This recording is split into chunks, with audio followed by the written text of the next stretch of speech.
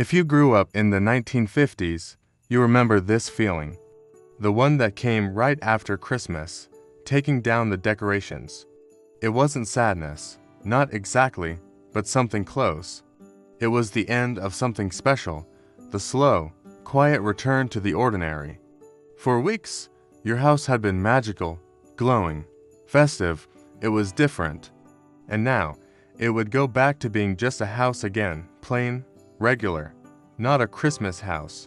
Most families waited until after New Year's Day, January 2nd, maybe the 3rd. Some held out until Epiphany, on January 6th, the 12th day of Christmas. That was when the season was officially complete, when the wise men were said to have reached the manger. But eventually, no matter when you did it, the decorations had to come down. They had to be packed away, stored for another year. The magic, you learned, could not last forever. Even though you really wished it could. The tree always came down first. It had been up the longest, since early or mid-December. By the first week of January, it was starting to look tired, drying out, dropping its needles all over the floor. It was becoming a fire hazard, and you'd hear your parents mention it. We need to take that tree down before it becomes dangerous. The process started with a single, quiet act, unplugging the lights. The tree went dark one last time. It was ordinary again, just a tree, no longer a Christmas tree. Then came the ornaments, removed one by one, so carefully, each one unwrapped from its branch, held for a moment, and remembered. This was Grandma's. You made this one in school. This is from our first Christmas together. The ornaments were then wrapped in soft tissue paper, or maybe just old newspaper, and gently placed back in their boxes. The glass ones were so fragile, they could shatter. They had to be preserved for next year. The cardboard boxes were worn from years of use. The corners soft, the labels faded but clear. Ornaments, tree decorations, stacked carefully, ready for the attic. Then came the tinsel. If your family was careful, you took it off strand by strand. Your mother, shaped by the Depression era, wanted to save it. She'd say, "Don't just pull it off. Take it off carefully." Each silvery strand was smoothed out, laid flat, and stored between sheets of wax paper. Nothing was wasted. It would be used again next year. Finally, the tree stood bare, just a pine or a spruce or a fir. It was no longer special, no longer magical, just dead branches in your living room with a scattering of brown, dry needles on the floor beneath it. Your dad would drag it through the house, leaving a trail of needles behind it, out the front door. It would end up on the curb, or in the backyard, waiting to be taken away. The other decorations came down next. The wreath from the front door, still green and fragrant, but its time was up. Christmas was over. It might be put in a bag, or thus thrown away if it was to dry it out. Real greenery never lasted forever.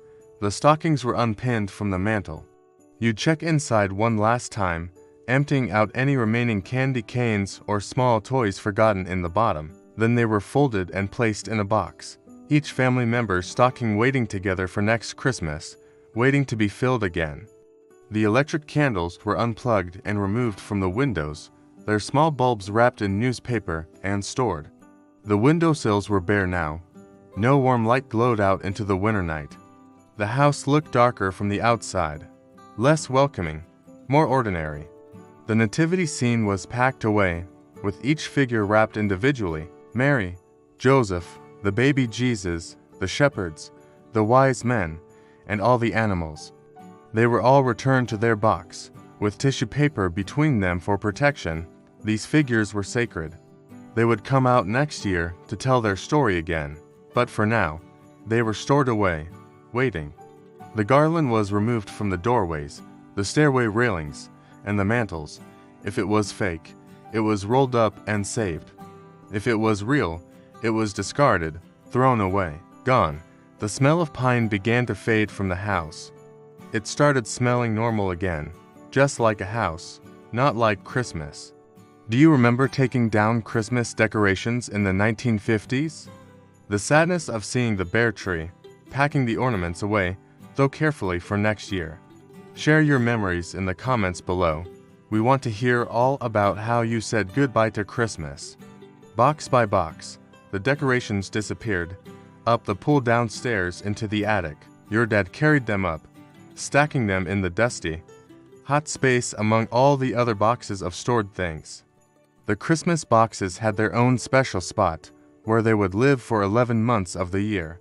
They were just waiting, sleeping, holding all that magic inside simple cardboard. Or maybe they went into the basement, the storage room, or the garage, wherever your family kept things. Each box was labeled. Each one had its place. Organization was important. You had to be able to find them next year. You needed to know right where everything was. No chaos, just order, just waiting.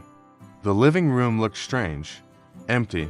The corner where the tree had stood was now a vacant space that just felt wrong. To empty, to plain, the room seemed smaller without the tree, without the decorations, without the magic that had filled it up. You would vacuum, picking up the endless pine needles. They were everywhere, in the carpet, under the furniture, in all the corners. You'd keep finding them for weeks, maybe even months. Little reminders, little pieces of Christmas that just wouldn't leave. They stayed, they lingered. The furniture was moved back to its original position. The room was rearranged, back to how it was supposed to be. The regular, everyday furniture arrangement, not the special Christmas arrangement. And with that, the transformation was complete. The house felt quieter, emptier. The glow was gone. The special feeling had faded.